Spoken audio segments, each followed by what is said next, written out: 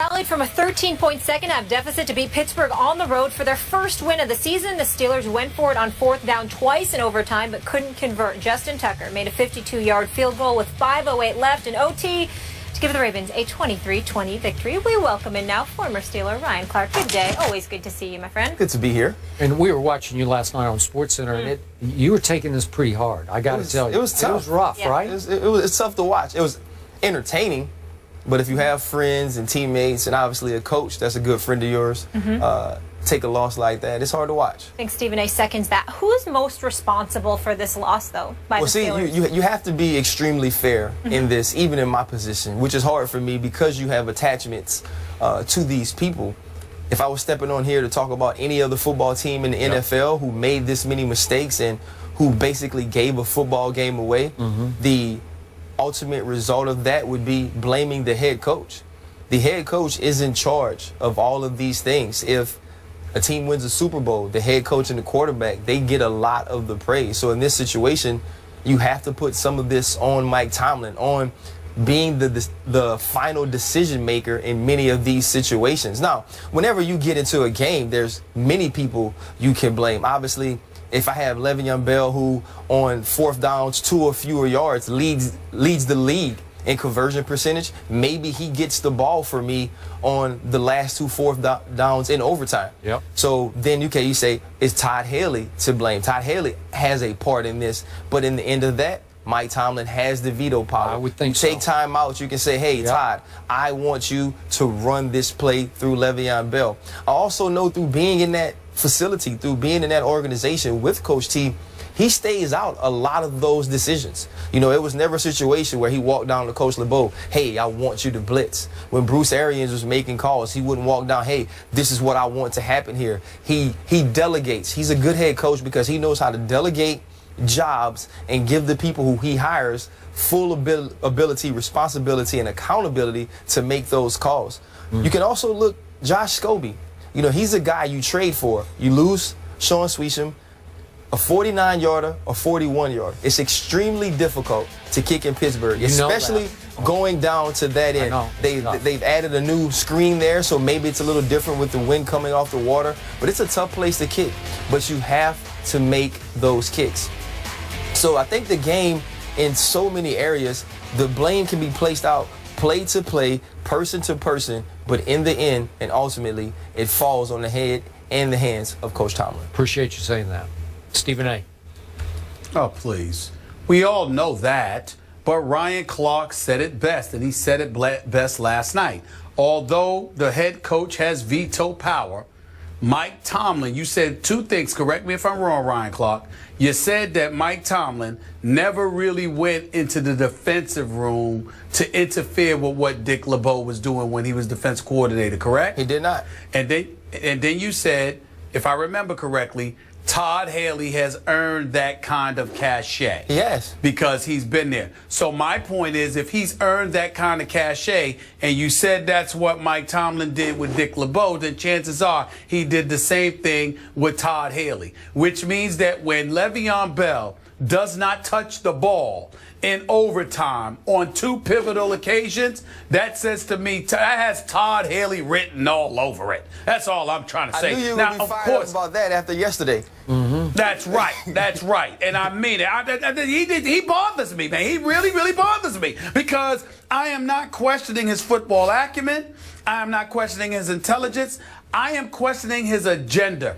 I think that at pivotal moments, Todd Haley is caught up in trying to prove that he should still be a head coach. And so he tries to make the simple spectacular so he can find himself in a position where he'll get credit for what ultimately transpires, which is why half the time the damn thing hasn't worked since he arrived in Pittsburgh. Boy, do I miss Bruce Arians. Boy, I really, really miss that man. I really do. I really wish that he was back in Pittsburgh because I don't think this kind of nonsense would be taking place. Of course, it ultimately falls on the head coach. The buck stops with the boss. We know that. But yeah, whether it's Scobie, Scrubby, Scooby-Doo, and how he missed his 2 field goals, or it's Todd Haley trying to be, adventurous, Mr. Boy Genius in the AFC, I think his fingerprints are written all over this. And that's why I got a problem with it. Le'Veon Bell, 2 4th-and-1 situations, and you don't get him the ball? That's just disgraceful. It's just disgraceful. I don't care what anybody says. Reminded me of the Super Bowl. So here I am. Nothing was that bad. Nothing was as bad as Pete Carroll not giving the ball I'm teasing. Nothing was that bad. All right. So here I'm dealing with an ex-Steeler whose heart is still in Pittsburgh, and I don't blame you for that. And I'm dealing with a real Steeler fan who's also a fake Giant fan, but we figured that out on the show. That. He's a faux fan. That's what I call him, faux fan. Then when they Whatever, win the the both NFC of East, y'all. he can't be excited. Spare me. Okay, all Miss right. Connecticut and Mr. Oklahoma City. Y'all can step Okay. back. Now Fall back. Back to the Love question. We don't know the answer to this. That's why this question is so tough to answer. But to your point, all the coaches I covered, the head coaches, and it's a long list, they all had veto power in this situation. 4th and short in overtime or some critical moment in the game where you have a timeout and you have a chance to listen on the headset to what play might be called. And most coaches wanted to be able to say, I want you to run it or throw it, and then you pick the play. Or I want the ball in so-and-so's hands on this play. Let's make sure so-and-so touches the football. I don't know this, but I told you the other day when we talked about this. I think we talked about it twice. Clearly, Mike Tomlin loves Michael Vick, and I don't blame him for that. He respects him. He went out and brought him to Pittsburgh when maybe nobody would have given him one last hurrah. And it seemed to me that last night, Mike Tomlin wanted the ball in Michael Vick's hands in those key moments. Michael Vick on a lot of Monday nights in the past has lit it up. He played a sensational first half. Then either he might have run out of gas a little bit on conditioning, but he lost some of his accuracy through the second half. So he had lost his flow, you might say. So I'm not sure I would have put the ball in his hands when you're telling me you got Le'Veon Bell. Meaning, like you said, short yardage, there's nobody better than him. His patience, his ability to wait and look and pick the hole, it's virtually unstoppable for a yard and a half. So I get what you're saying about Le'Veon, but ultimately I think Mike Tomlin said, let's let Michael have this play. And Michael still's got some jets to him. I thought in the first half when he took off a couple times, I was like, wow, he can still move, man. And his arm strength is great. The accuracy was starting to fade a little bit. And then I told Stephen A. earlier, I question the fact that you try to throw that route to Antonio, who's about, is he 5'10", or it's hard. And so the pass is a little wild high. It's not like you got somebody who can go up and snatch it, right? Well, I think, though, the reason you throw it to Antonio, because besides Julio Jones, he's the guy wrecking the league more than anybody at that position. No doubt. I was more upset about if anybody's going to run the ball, it's 26. Yeah. Don't split him out to block outside and have Mike Vick try to run around the end. So if you're going to run the ball, go with Le'Veon Bell. But I don't have a problem with the pass because Antonio Brown is so good. I mean, his streak for 35 games of 5 catches, 50 yards ended last night, partly because of inaccuracy. He had a long drop. I just feel like I don't mind that play as much, but I just feel like when you come off of Mike Vick running the ball and not getting it, I feel like you have a meeting of the minds on the sideline and say, hey, guys, listen here. The first time didn't work. We tried to be tricky. We tried something new. And I understand what Stephen A. is saying. I actually thought about him when they had those 2 plays because I knew what he would say is that Todd Haley's trying to earn a job on these 2 plays. You have to look at the situation and say, listen, 26 is the best all-around running back in the league. If you want to earn a job, you give it to 26. You win. Right? You win games. That's what I did. And I also do know, though, from having Bruce Arians in the building, we threw the ball a lot. We threw it downfield, and the Pittsburgh Steelers way was running the football, and it would come from up top. The Rooney's just the organization, the media around. They wanted to see Bruce Arians run the football.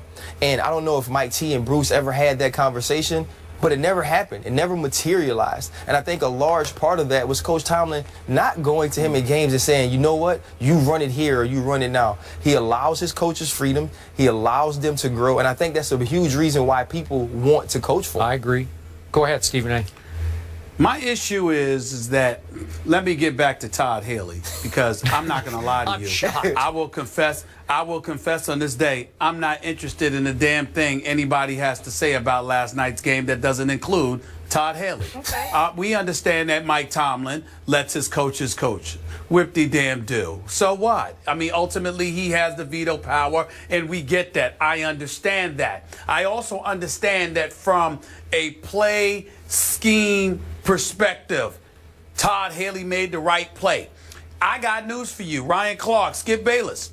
When I was hosting NFL Live for a couple of days a few months ago, Tim Hasselbeck literally sat there and highlighted, you know how y'all do, Ryan, how y'all do, I forgot what it's called, it's Telegram, whatever it is, where you're just highlighting the telestrator. That's what it is, right? The telestrator. Okay, thank you. Right, and he telestrated how the right play was called by Darrell Bevell and Pete Carroll in Seattle, and the play was actually a perfect call. I said, who the hell's arguing that? You make a very valid point. But everybody and their grandmama knows with 20 seconds on second down with a Super Bowl title on the line, you give the ball to beast mode. Because even though you know that the ball is going to him, what you gonna do about it? Yeah. And that's what I'm saying. So when we talk about Le'Veon Bell, what you gonna do about it? Now, if you want to go away from it, it's because you're trying to show your brilliance. And when you saw it cost that franchise a Super Bowl championship, okay, why in God's name would you be in overtime with 1 yard to go on 4th down with a brother that's running for 129 yards, who is the best player on your team and universally recognized as the best all-around back in football, and you don't find a way to get this man the ball? It can only be one reason. And that one reason is you want to show how brilliant you are. If anybody fits that stereotype, it's Todd Haley. That's like, I mean, when you talk about him trying to step out, that's like saying, you know what, Stephen A's an opinionated dude. Duh. Who the hell doesn't know that? That's Todd Haley. It's who he is. It's who he is. I want it to be about me. I want to show the world that I know what I'm doing. That's what this was about, and it cost them last. I don't care what anybody says. Okay. I don't care what anybody says. Okay, so that's enough about that guy, but I also have to defend against this frustrated Steeler fan, Josh Scrubby, as he calls him. As you well know, you pointed, Scooby-Doo. whatever he is, right?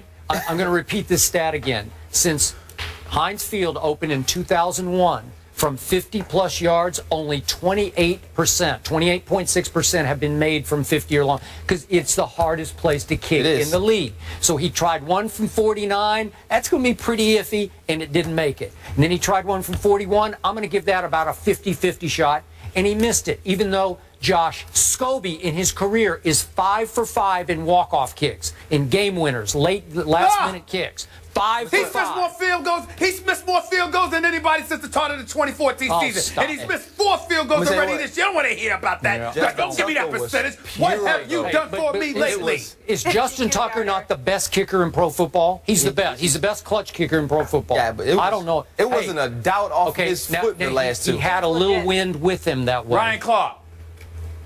Scobie, Scrubby, Scooby-Doo should not have taken the job in Pittsburgh, because the stat that Skip brought up, he knew about that before he took the damn job. He should have stayed behind in Jacksonville.